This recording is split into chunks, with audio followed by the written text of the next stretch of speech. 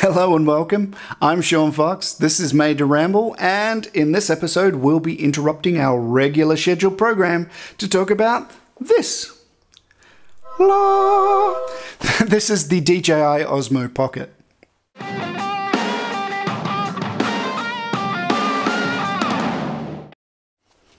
Okay, so I don't normally make these sort of videos, commenting on new tech. I mean, it feels a little weird talking about something I don't actually have, and it's not really as though my opinion should hold any weight with anyone, so until now I've not really seen the point.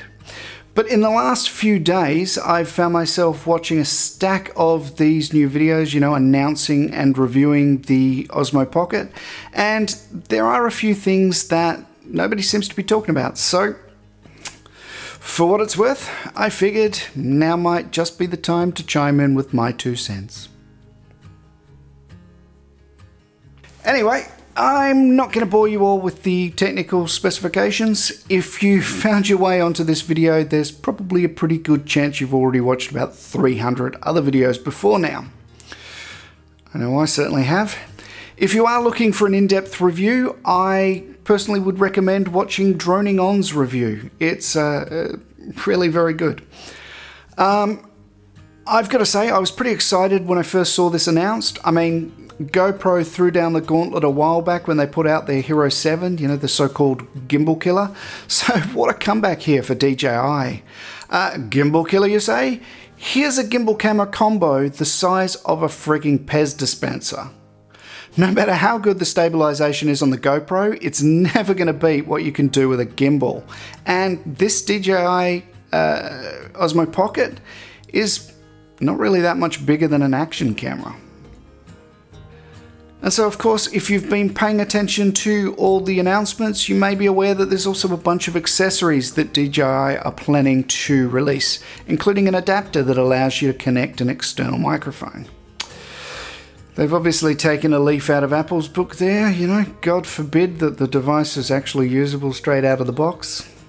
Nope. You'll need all this additional crap in order to use it properly.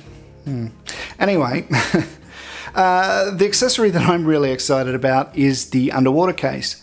I've heard a few people sort of question how useful that is, but I really don't understand what the hell they're talking about. I mean, have you ever tried to take steady video while you're snorkeling? It's near on impossible, and here we have an opportunity, an accessory that makes it possible to use a gimbal underwater. I mean, holy shit, that is awesome. I don't know really why I was that surprised to see DJI announcing such a small gimbal. I mean, I own a Mavic Pro and the camera on there is pretty tiny, so it was obviously possible to miniaturize like that.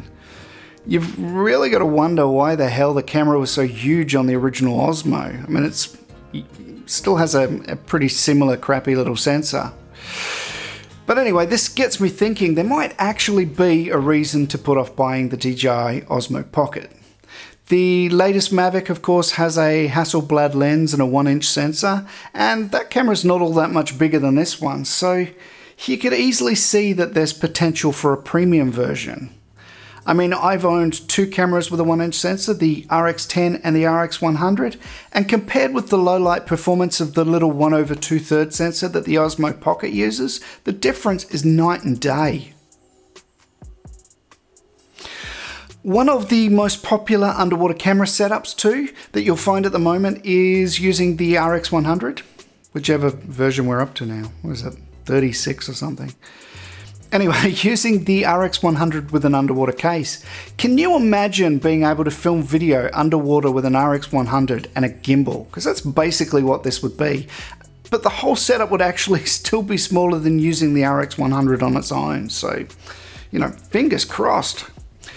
The DJI Osmo Pocket is perfectly priced to compete against the GoPro, so with any luck, if it turns out being really popular, that might just encourage them to create additional models, like a 1-inch premium version.